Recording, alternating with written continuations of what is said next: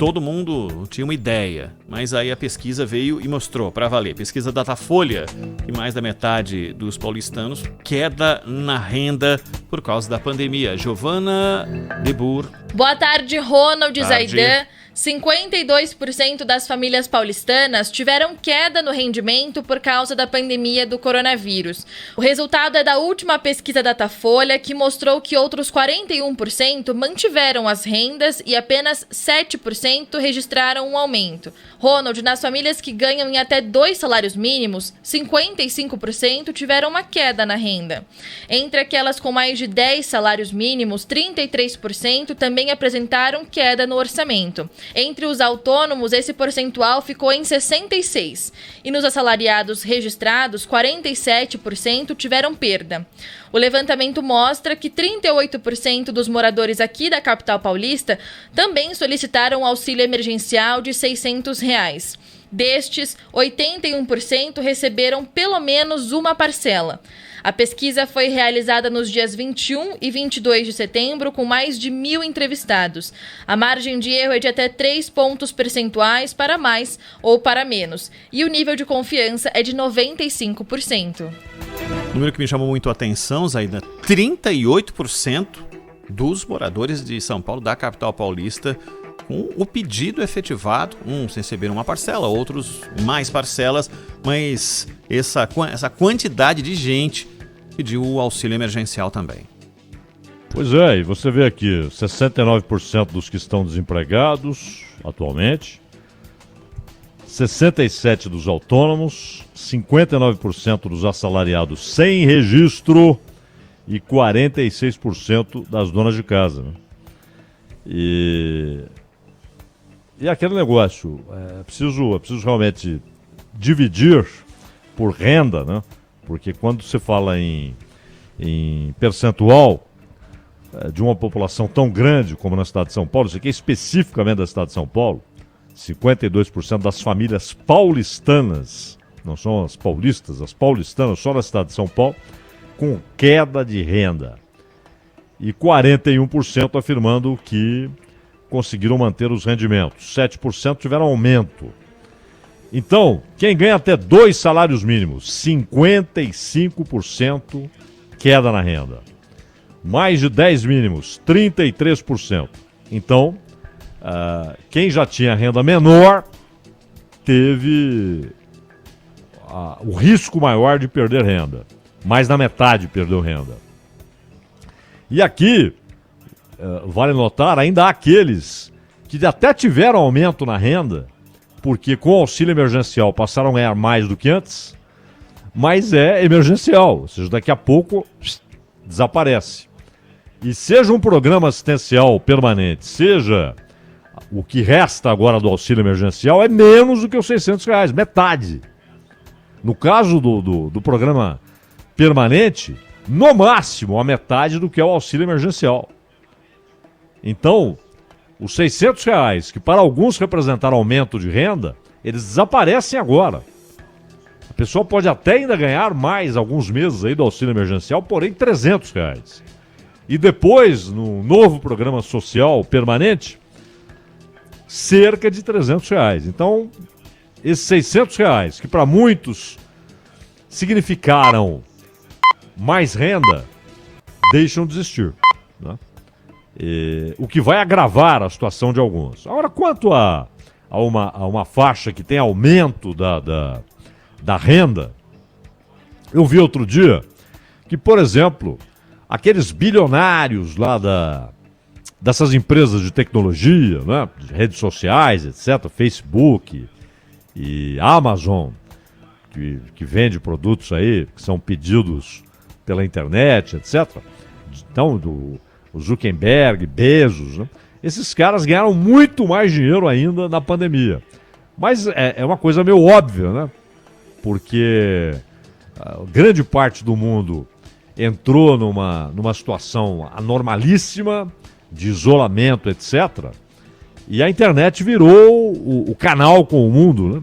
Inclusive, houve um incremento considerável de vendas online, etc. E de geração de empregos, Zaidan. Saiu uma Geração pesquisa de emprego. mostrando que a alta se deu exatamente nesse tipo de abertura de vaga em empresas digitais, né? De alguma forma de empresas digitais e empresas que fazem atendimento virtual também.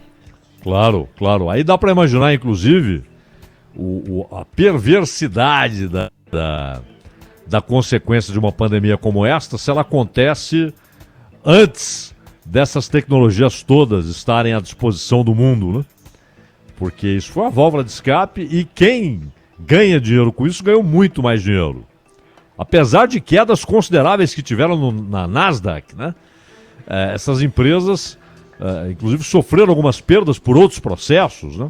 Mas os seus proprietários ficaram ainda mais ricos, né?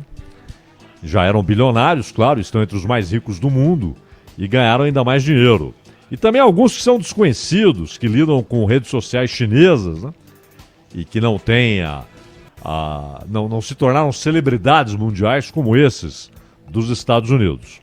Agora, o grande problema é que, primeiro, no Brasil, já há uma redução agora do auxílio emergencial, vai piorar a situação de muita gente, aumentará o percentual daqueles que tiveram diminuição de renda, e a grande interrogação, o que ocorrerá em 2021? Ou seja, findos os programas assistenciais, que são emergenciais, então, claro, vão acabar. O que haverá na economia? Como será a reação do mercado de trabalho? Quantos postos serão reabertos? E quantos serão fechados? Ainda não foram, mas serão, porque há outros programas de assistência, por exemplo, a empresas, e que também são emergenciais. Então, há muitas interrogações para o ano que vem, o impacto social e econômico do que haverá em 2021. E na cidade de São Paulo, vale sempre notar que ainda há graves consequências sanitárias em algumas regiões da cidade, exatamente nas mais pobres. Ou seja, aqueles que mais sofreram com perda de renda, com perda de emprego, com inviabilização econômica, ainda sofrem com muito mais gravidade efeitos sanitários da pandemia. Então você tem conjuntos habitacionais, favelas gigantescas, com centenas de milhares, e que ainda convivem com efeitos graves sanitários, hein? Fora os efeitos econômicos e sociais, que claramente foram muito mais drásticos, pesados, graves para essas pessoas.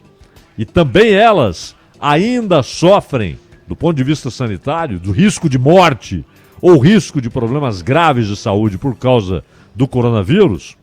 O problema é muito mais grave na periferia de uma cidade como São Paulo. Inicialmente era nas regiões mais prósperas, mais ricas, e a imigração já era caçapa cantada, e houve, não é?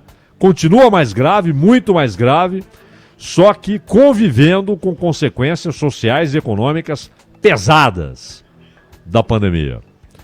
E aí, claro, que quando a gente diz que programas assistenciais no Brasil, eles não devem ficar dependendo mais de discussões teóricas, acadêmicas, porque o ideal é que ninguém precise de programa nenhum, ninguém precise de ajuda de governo. Mas isso é uma quimera, é uma ilusão. É algo que hoje, diante da realidade de hoje, é uma utopia. Que talvez um dia se realize. Difícil, hein? Difícil. O Brasil, pelo contrário, ele tem aprofundado as suas desigualdades, não é? Então, a pandemia, ela acelera, ela intensifica, ela escancara, mas ela não só escancara, como alguns teimam em dizer. Não, ela só está mostrando o tamanho da desigualdade, a dimensão da desigualdade. Não. Ela está aprofundando a desigualdade. Desde a educação até a renda das pessoas. E isso, ao mesmo tempo, paralelamente, há uma precarização das relações de trabalho, cujos efeitos ainda não percebemos na sua extensão. Por isso discutimos aqui com o Rogério Marinho, né? Uma espécie de idealizador dessas flexibilizações, todas, e que precarizam essas relações de trabalho. Não se trata, é claro que não se trata de não flexibilizar, o problema é em que direção. Em vez de flexibilizar, tirando o peso do Estado de sobre as empresas, pegam todos os pesos e atiram sobre o trabalhador. Então, ainda não temos a exata ideia dos efeitos, das consequências, depois de consolidadas, né, da pandemia. Efeitos sociais e econômicos. Então, essa história de que não, a pandemia apenas mostra, escancara, não. Ela aprofunda, ela aumenta a desigualdade histórica e as consequências sociais, econômicas, educacionais que existem no Brasil. Há décadas, algumas há séculos.